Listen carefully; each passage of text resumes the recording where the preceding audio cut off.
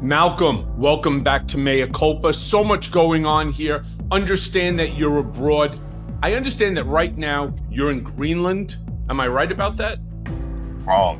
I'm Where? actually in Helsinki, Oh, you're in Helsinki. Finland. Yeah, I've Ah, left Greenland and then I flew to Copenhagen and I interviewed some officials in Copenhagen. And now I'm coming back from there and I'm on my way back to New York City from Helsinki. nice. Well, if you can you share the Mhm. purpose of your trip? And more importantly, if you would, focus on how Greenlanders are responding to President Trump's renewed interest in purchasing their country. I mean, a proposal that he made in his first term, echoing it again in his recent speeches. How have Mhm. these comments impacted U.S. Greenland relations, particularly as Greenland looks to assert more autonomy from Denmark and climate change is making the Arctic territory more strategically valuable? Well, I don't know about strategically valuable, but by the time the Arctic Circle and the passages through the Davis Straits and the areas like up in Baffin Island in the Northwest Passage becomes valuable, Manhattan will be under 3 feet of water. So whoever's making these calculations, they're not making those calculations with a rational way of thinking. It's impassable in many areas. The Arctic Sea in itself is an enormous area of ice, and the Greenlanders, to talk about the entire way people are believing. Of what's happening between the United States and Greenland, they can't believe this. The country is physically massive. It is 2,200 kilometers, approximately 1,000 miles long. It's about 1,000, not 1,000, but like I think about 600 miles wide, maybe a little more at the widest areas. But the people live in the very small sliver of the southwestern part of the country where the Gulf Stream and other areas warm that area, and there is slight areas of green down there. Yeah, I mean, it's really far. It takes like 4 hours to fly from the top of the green area to the bottom of the green Oh, area. wow. Um, and there's only 57,000 people living in those small villages. There's the capital of Nuuk is not a city by any measure we would use. It would be considered a large town. It has 18,000 people, the most people in the country. But every other little settlement is from a few hundred to the biggest, 5,000 in Sisimiut or places like that. They can't understand what's happening and their relations with the United States. They like Americans, but right now, almost to a man, they hate Donald Trump and his administration and his aspirations to take over their country. Yeah. Look, they're not the only ones right now. Obviously, Oh, you and I spoke yesterday, before, right. before obviously this podcast. President Trump had the South African president in the Oval Office, Cyril Ramaphosa. And he did something which was just mind blowing as I sat there and watched it.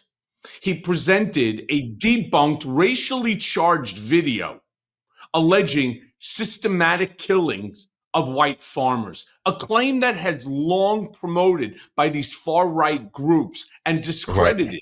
discredited by both the South African government as well as international human rights monitors. The first thing these human rights monitors would love to do is to point a finger and say, hey, this is going on. That's what they're actually designed to do. But they Right. didn't.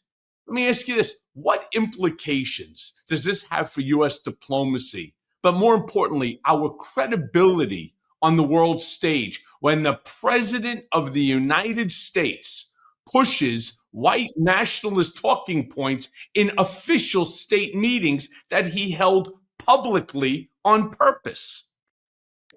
Well, Donald Trump better than anybody, and as you've said just recently, his erratic behaviors are not consistent with what you know. I mean, this is a new person who has now been enthralled with the concept of the United States being a white supremacist nation, right? They have dominant white dominance over all of their people and cultures. This is why the United States is closing 17 embassies and consulates in Africa. Just hates Africa. He does not see black people or people from the African continent as having anything that they can contribute to society. That surrenders a continent with hundreds of millions of people to China as a global trading partner, surrenders minerals that for a big country like South Africa has enormous mineral wealth. That's where Elon Musk grew his rich. His father was an emerald miner in Namibia, and gave Elon Musk raw diamonds and emeralds to bring to the United States, which he sold as an illegal immigrant and became rich and managed to buy into PayPal. So all of these things together, Trump appears to do things to humiliate people based on the fantasies and lies he's being told. He is like a presidential troll. Like his official job is to troll enemies of MAGA, and that he's going to be the troller in chief. He did it to Zelensky. That, without a doubt, is one of the most shameless situations that has ever occurred in U.S. history. So you used the word diplomacy a little earlier. There is no U.S. diplomacy right now. The State Department is essentially a megaphone for Donald Trump's trolling. Look at Marco Rubio, the hearings that he had this week, where people Mhm. like Senator Chris Van Hollen, who went to El Salvador to try to get out one of his constituents. Marco Rubio acted like he was just another MAGA street thug, right? Telling him, getting in their face, telling people that, screw you, you're wrong. You wouldn't vote for me. That's a badge of honor. There's no diplomacy here. Thomas Jefferson, right, the first Secretary of Yep. State, would pull his hair out. There is no gentlemanly talk. There's no gentility. There is no diplomacy. And all of his ambassadors and now senior State Department personnel, they're chosen to determine, based on whether they will be the asshole that Donald Trump needs to obviously, in many instances, deliver the extortion letters that they call diplomacy, force countries like they're doing in West Africa, saying they will cut off all of their economic aid, all of their financial aids and grants, power, energy, if they didn't take a contract with Starlink. I mean, this is just a racketeering It's operation. extortion. So, I mean, it's nothing but yeah, an extortion operation. Though I do have he's to push great at back. that. I Hmm. do have to push back a tiny bit. I actually Mhm. thought yesterday's Oval Office meeting with Ramaphosa, that I thought was absolutely even worse than what they did Oh, to Zelensky.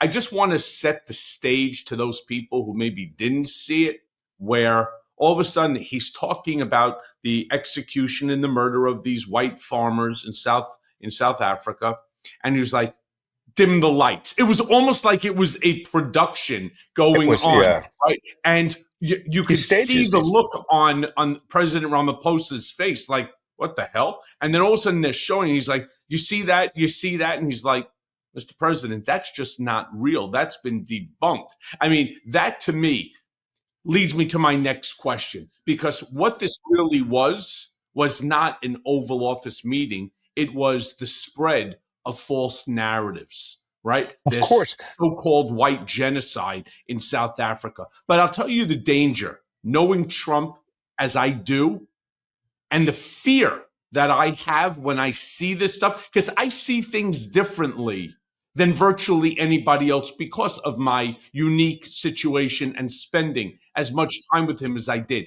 I'll tell you what it shows me.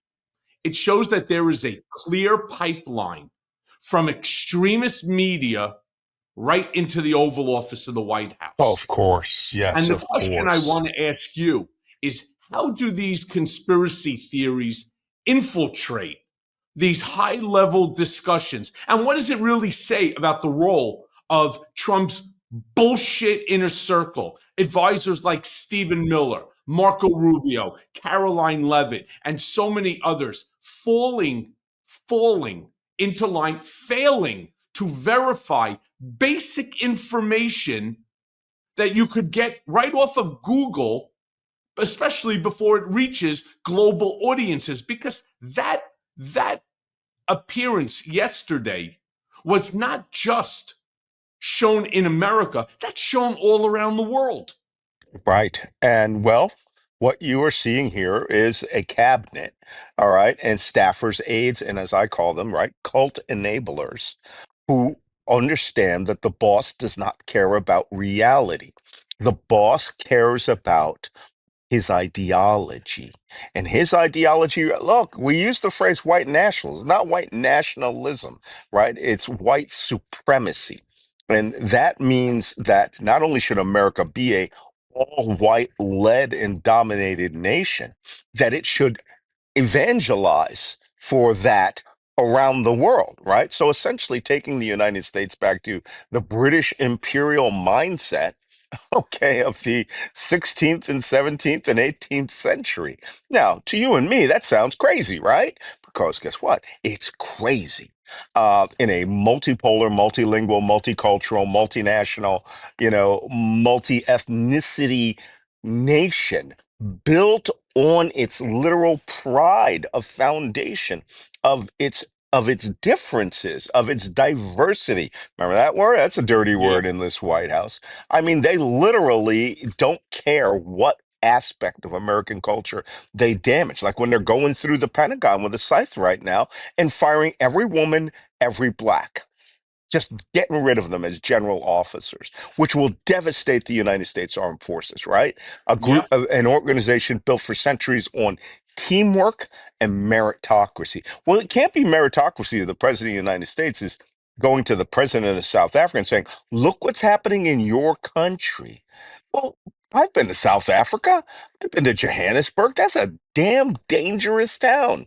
And it's not dangerous because people are white farmers. It's dangerous because it has an enormous number of very poor people who, in the apartheid system, which was this official government segregation of people into their racial categories, white at the top, colored in between, which is mixed race or East Indian, and then blacks at the bottom who got nothing, lived literally on scraps.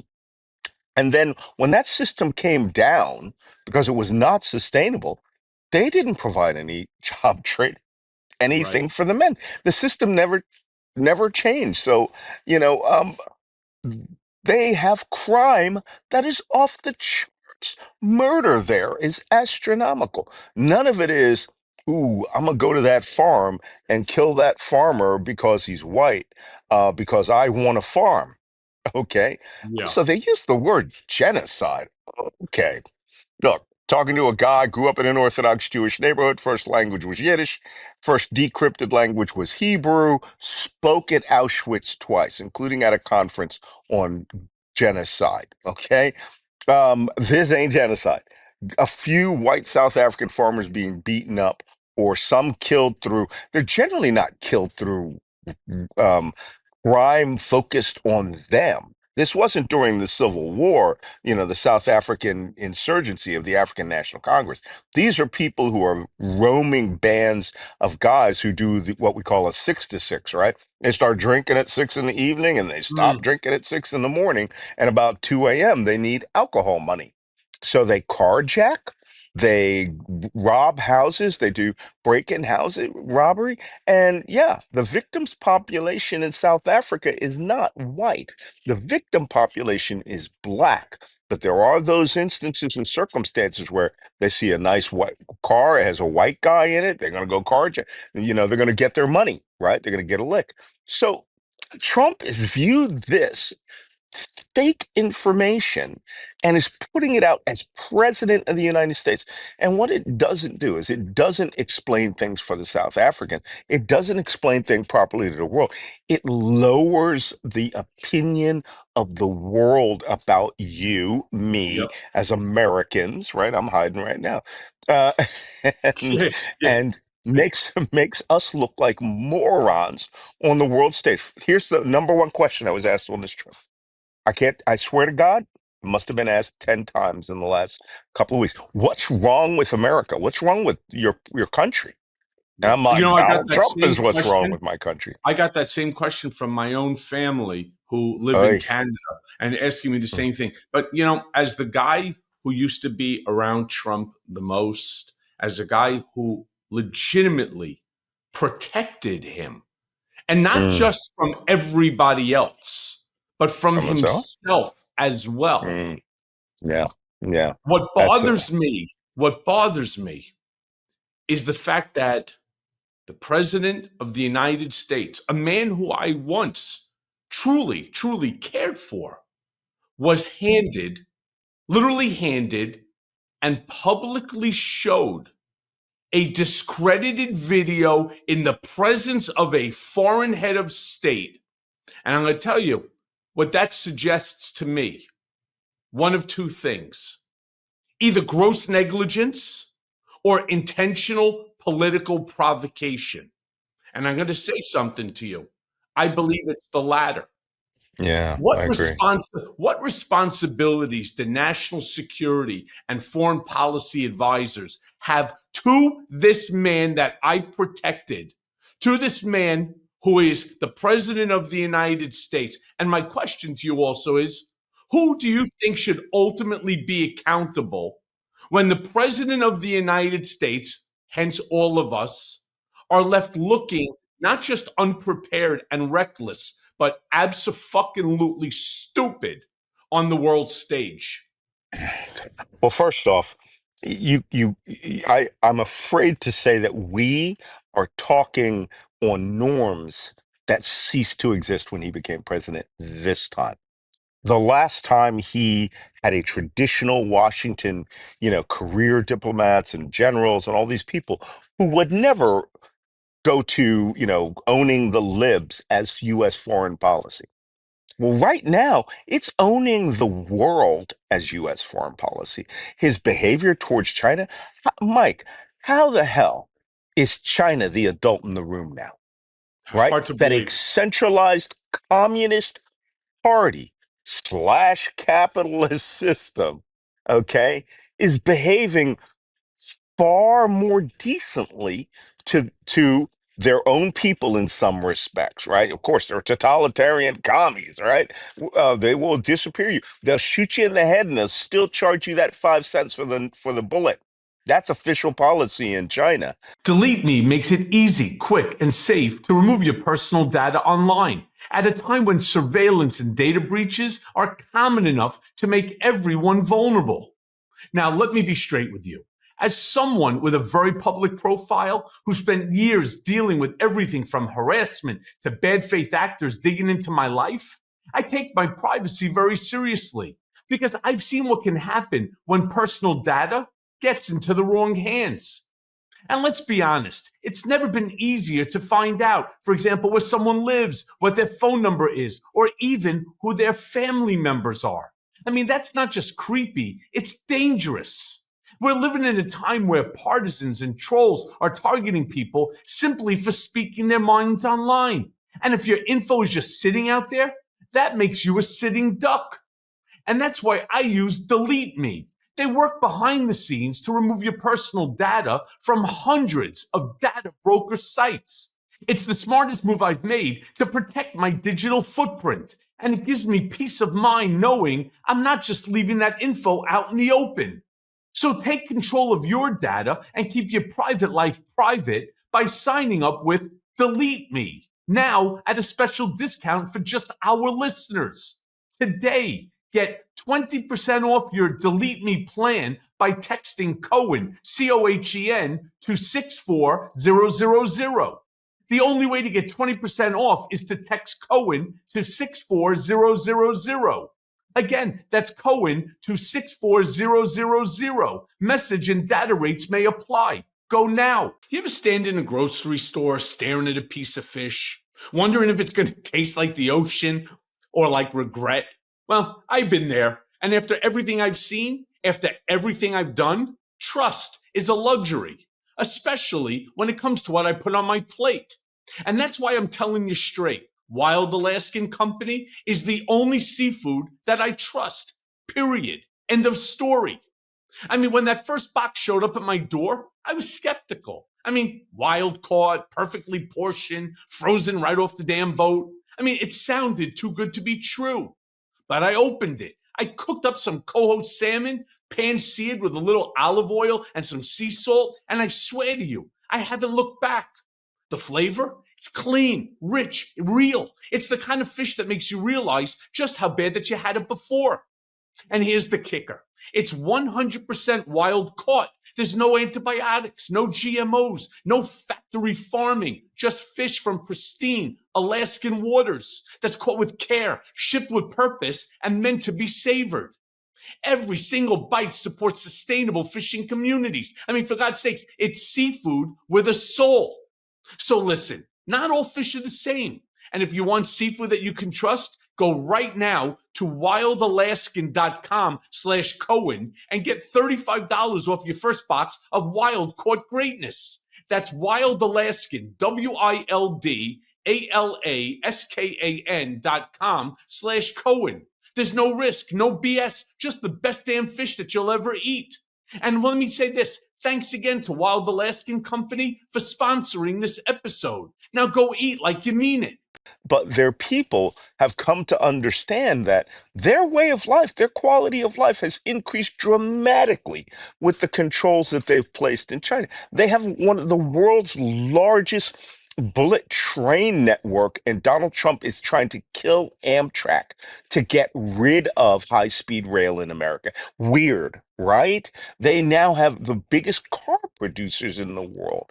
The BYD, they're advertising in Denmark, Chinese electric cars. And there's Teslas everywhere. And people all have that Elon sucks sticker on them. Not joking. So all of this is Trump's worldview is we will be a white supremacist nation. We will withdraw into ourselves. It's like the world erased everything since 1939. And Roosevelt lost the election, and Charles Lindbergh won, and You know, there was a America Netflix, I first. think there was like a Netflix show about that, right? Like what would have Yeah, yeah, happened if Adolf Hitler yeah. won The man in and the Charles high Lindbergh was tower. president? Yeah. Right. Lindbergh was made the head of the American Nazi Party, and America first won. It was no mistake of him doing his last rally at Madison Square Garden, his last major rally, which is where the Nazi American Bund held their rally just before World War II, right? The Lindbergh rally with George Washington next to Adolf Hitler. This is not just trolling. It is an ideology that is so out of control. It's against America. It's against everyone who isn't a white American. It's against anyone who isn't a Trump voter. It's against the world. And it's against anyone that does not come and pay homage to him. And unfortunately, the world is more adult than that. They are going to take their business elsewhere. You know, Malcolm, I heard that, it's by the way, I not heard the just, treasuries are down. yeah, they are by a lot. Oy. Let Mhm. me say this to you. It's not just about the color of the skin. We've heard Mm. MAGA Mike Johnson parrot Trump on this. What they want Right. to do is they want to turn America back into a white, male, Christian, Christian. nationalist country. Well, And that that's white creates a nationalists. multitude. That's Mm. right. That creates a multitude of problems. First of all, more than 50% of America are women. Two, not everybody in this country is Christian. All right. What happens to the Hindus? What happens to the Jews? What happens to the Muslims? What happens to the Scientologists? What happens to anyone who is not Christian? Are we going to go and we're going to have back the pogroms? I mean, what's going to go on here? And what ends up happening again to women and to women's rights? We've already seen the gutting or the beginning of the gutting of women's rights, just starting with their Right. reproductive decision making. This is truly a dangerous ideology, because at the end of the day, again, it is only a very small group, even in America, that are white, Hmm. male, Christian, and nationalists. Hmm. And my question is, who's going to do the work? I mean, and don't come to me and tell me that, I live in upstate New York. I'm from Philadelphia, where we had in Philadelphia, I could get contractors from a multitude, greatly diverse contractors. I'd call a roofer, a black guy would show up with a Latino guy, some white guys on the crew. It was about whoever paid the most, who was doing the work, what the Right. contract was like. Where I live in upstate New York, who for the last 15 years, all I heard was these guys, exclusively white males, complain about Mexican labor. There was no Mexican labor up there. None. Zero. But for a decade and a half, that's all they complained about. And I kept saying, where are those Mexicans at? Right? Yeah. Those guys Right. work. I'll call them. Who exactly is going to be in this future white nationalist America going to be doing the job where you refuse to recognize diversity and that people have the same rights that you have, and women? Who's getting up on the roof? Right? I got, that now they're gutting OSHA so you don't have to wear a harness. Okay. If you fall off, they're gutting your insurance. You don't need to pay for anything. This being said, it changes the fabric of America, from which, having over 250 years woven a strong pattern of America is the best of the immigrants who come here, Mhm. assimilate, and work together. They're about to devastate Springfield, or they're devastating Springfield, Ohio. They're kicking out the 50,000 Haitian workers and those factories up there that saved the city. Three Catholic churches were going to be closed. Haitians are all Catholic. They're booming and thriving. They're going to be closed again. Everyone's physically being forced out of the United Malcolm, States. I Hmm. got to tell you something. You're spot on when you turn around and you make the statement that you have to be, of course, loyal, and it's not even loyal. You have to be stupidly loyal, Psychophant. total Right. fealty to Trump.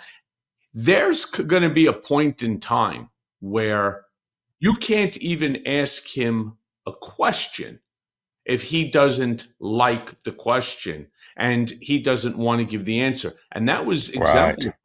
that was exemplified the other day when Trump had a complete and total meltdown outburst against NBC's Peter Alexander, who I happen to know, and I'm going to tell you, he is a respected journalist. And why did Trump have this outburst? Because he asked him about the Qatari 747, which Trump accepted, Yeah, and which not is now. Mhm.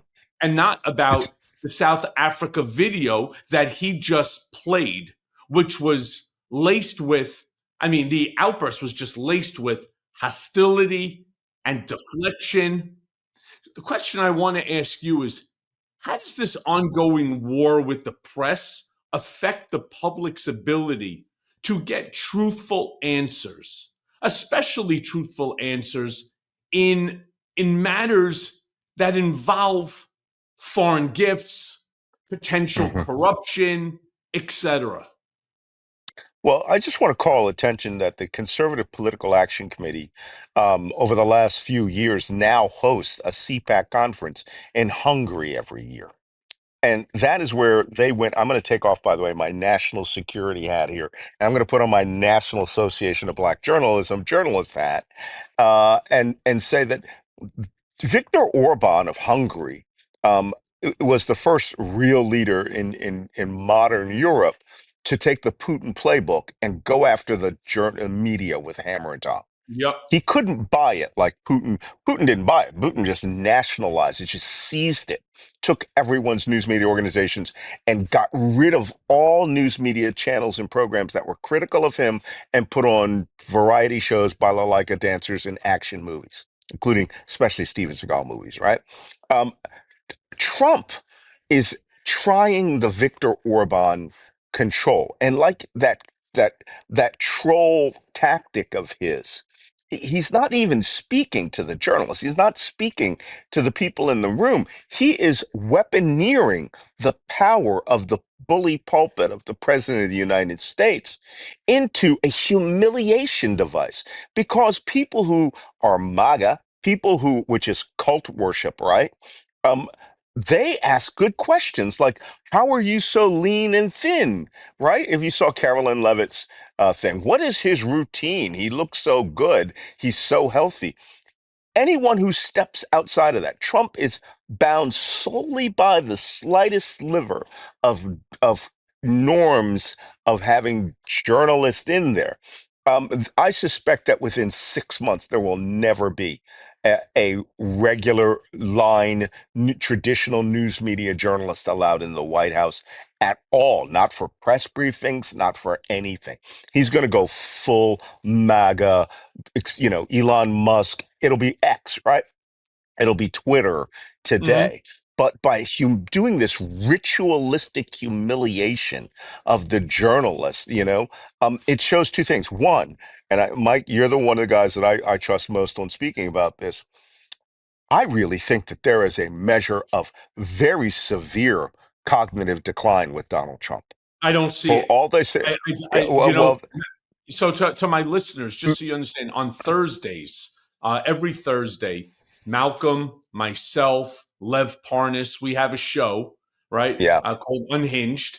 And what we do is we talk about the issues that are presenting. We'll probably start doing it more than just once a week, but we've had this conversation before where you yeah, truly believe that there's a cognitive decline in Trump. And sure, he's 79 years old. There's a cognitive decline by any individual. Albert Einstein at the age of 79 was cognitively, less than what he was at the age of 25 or 30 or 40. That just happens by age. But he is not suffering from dementia. He knows hmm, exactly what he is doing. There is no sort of dementia here running the show. What is demented is his ideology. And what's even more demented are these motherfuckers that are around him, these enablers that really,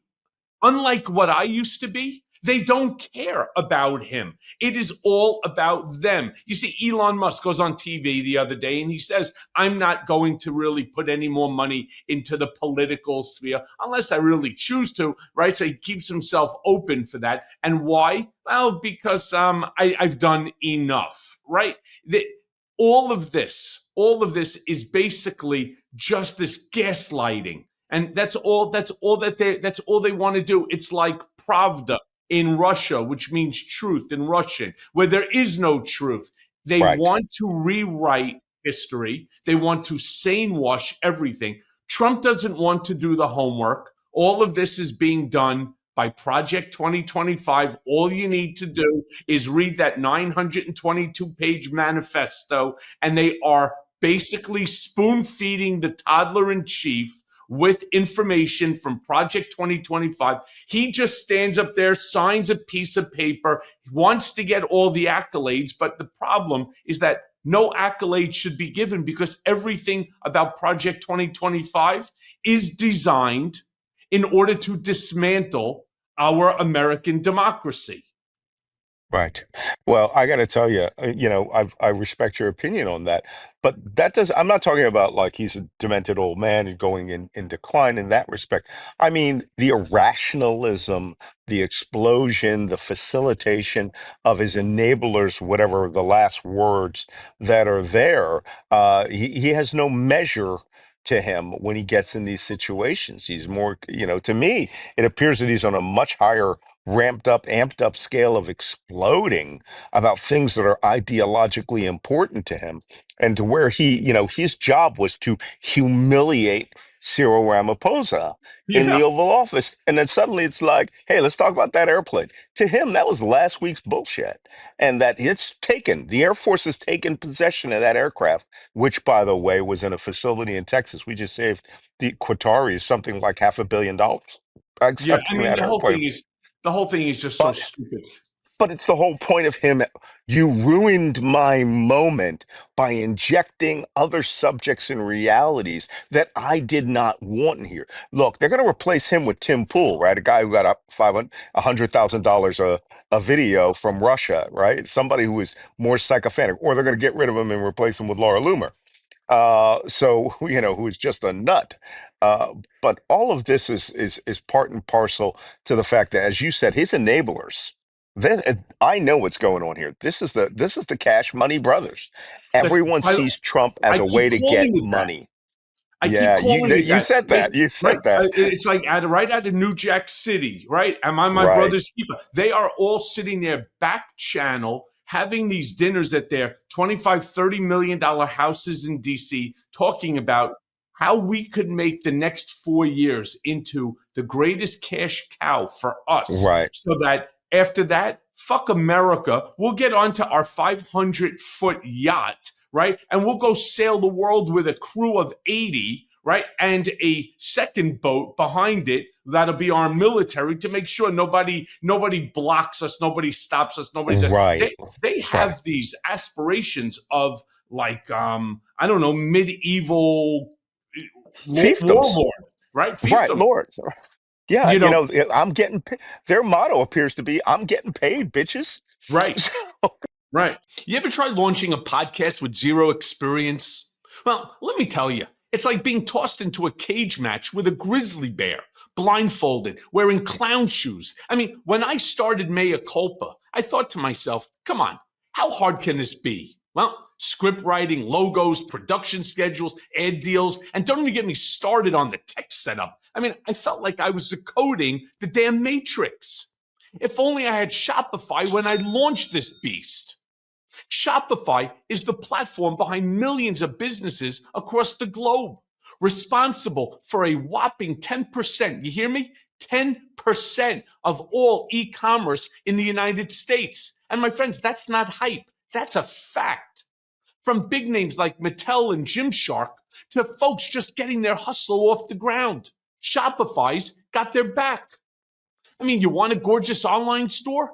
Shopify's got hundreds of sleek, ready to go templates that make you look like a design god. And AI tools? Yeah, they've got those too. Writing your product descriptions, jazzing up your images, maybe even making you sound smarter than you actually are. I mean, not naming names or anything, right? I mean, need a marketing squad? Shopify's built in tools let you hit email, Instagram, TikTok, wherever your customers are scrolling or doom scrolling. And listen, Shopify handles it all: inventory, returns, international shipping. I mean, they are the ride or die business partner that you never knew that you needed. So if you got a big idea or even a little one and you're ready to turn that dream into a reality, head over to shopify.com/Cohen. So if you want to see less carts being abandoned, it's time for you to head over to Shopify and sign up for your $1 per month trial and start selling today at shopify.com/Cohen. That's Shopify, SHOPIFY.com/Cohen. One more time, that's shopify.com/Cohen. That's what Trump is. He's the facilitator of a network. What's funny is that I read Ayn Rand's, Atlas Shrugged when I was in the military, right? Because I had a lot of time. Book about that thick. It was about this system. These people who invaded Washington and were all washing each other's backs and then selling the government essentially to get enormous amounts of money. While in the book, the intellectuals all move off to Colorado. This Yeah. isn't going to happen. We are the people getting screwed, Well, but and Malcolm, these people we are have a getting paid. Yeah, but we got a bigger problem than just the enablers. We have a bigger problem than just the enablers that are there inside the White House, the ones that were handpicked by Donald based upon their loyalty pledges and so on. They recently passed that one big, beautiful bill, right, which I describe as a Frankenstein of policy, which covers defense spending, immigration enforcement, education cuts, tax restructuring. It represents this big, beautiful, or I should say, this fucking ugly bill represents one of the largest policy overhauls in history. All right. Yeah. Forgetting Yeah. about the long term effects that this is going to have on the US economy. They're talking about increasing the deficit by about $30 trillion over 10 years, right? Destroying our social safety nets, destroying our constitutional balance of power. Here's my question to you. This bill passed with overwhelming Republican support. There Yeah. were Had two nay only, what, votes, two, two two nay Republicans votes, who broke with one Trump, abstention. and one abstention, Yeah. exactly. What does it say about today's GOP that there weren't even four Republicans who were willing to oppose this 2,100-page bill that was rammed through without full committee hearings or any public input? You remember the old days when when there were earmarks and you voted for these bills because your district would get a new power station, new infrastructure, new military base, or an enhancement to a current facility. That's not what's happening anymore. This bill was about the destruction of government and the increase, and this is why treasuries are going to crash today, right? U.S. long-term debt is now completely unsustainable and out of control. And they Yep. believe in the bullshit that they're talking. The philosophy here is we getting paid, and when you run a scam, there has to be a victim. And this reminds me of I have a projects near me, right? A low income housing area, and I have a guy who contracts for me, and he's always getting scammed. And I kept telling him, I go, dude, your neighbors are the victim population of those scammers in those areas. In this case, the American public is the victim population. They took this money from children's food programs. They took it from Medicaid and Medicare. And somehow these guys rationalized it in their head that this was great for America. It's not. They getting paid. They're gonna earn, every Republican is gonna earn personal money out of this. There is not one person with integrity. You're saying this is a former conservative, right? I've first guy Yeah. I ever voted for is Ronald Reagan.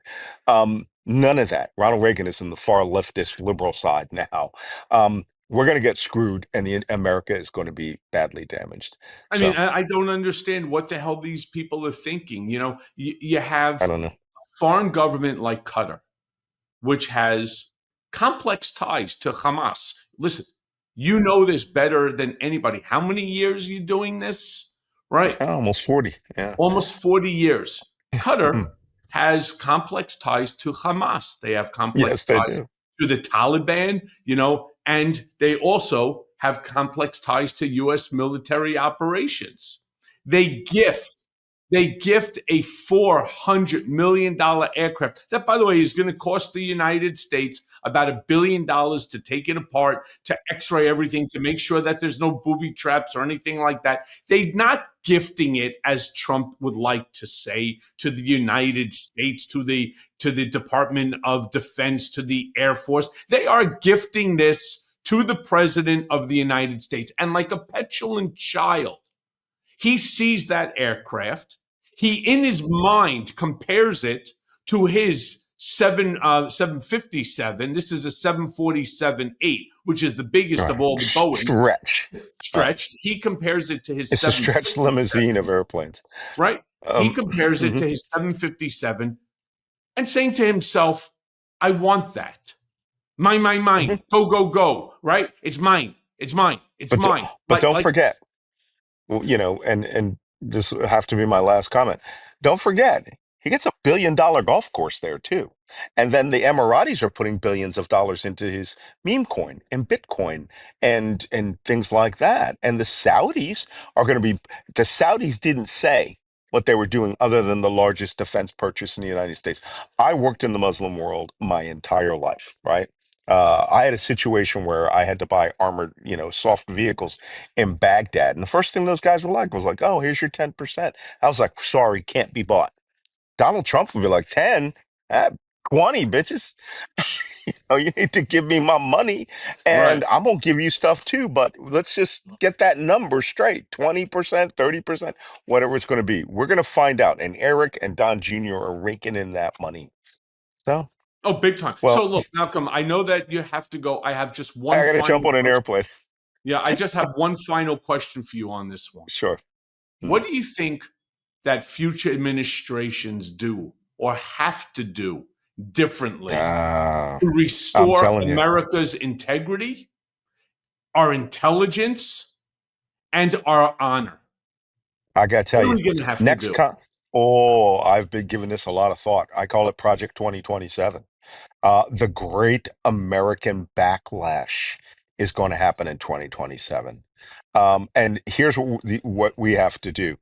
John Leguizamo put out a great video recently where he was like, when we get into power, everything gets set back. But more importantly, the first laws that must be passed are those laws that forbid this from ever happening again, which gives criminal penalties for everything. All those people who made money off the people of the United States, they got to have to go back and claw it back and criminalize all of these behaviors that Donald Trump has normalized. And I don't mean like, oh, you get a fine of $500. I mean, you forfeit everything that was ever taken from the people of the United States. I mean, like Elon Musk, same thing, right? He loses every dime, right? And you can do that. And next Congress will have that ability. Now, will the presidency, the executive enforce that? He ain't going to be around forever, and the Republicans aren't going to be in power forever. So, there is some hope out there, The but question is, we will have there to do it. ever, but if Trump gets his way, the question becomes, will there ever be another election again? And that's Well, the bigger yeah, problem because Project 2025 calls for something that Trump used to quote all the time, which was a Putin quote, that it doesn't right. matter who you vote for. All that matters is who's Matters who counting the counts. vote. Actually, Stalin. Yeah. Well, Okay, but well, it's people power is coming. June 14th. I've just heard from the alliance that's doing the June 14th. They're looking to have the largest march in American history on Trump's birthday, everywhere but Washington, D.C., right? And they're, as I said, there were 76 million Kamala Harris voters. If half of them turn out, you can completely change this government. You can shut down the United States, make it insanely painful for them. Trump might want to do something authoritarian, but it's time to stand up and fight because this is the most corrupt government in the history of America, that's what bar you none. do every single day. That's what I do every single day. Yeah. All Malcolm, right. thank you, my brother. Safe travels, Thanks, and I will man. see you. And I will be seeing you later today. Yeah. Well, I hope so because I'm arriving at 7, so I may miss today's. Uh, But we'll be back together. you got it, my brother.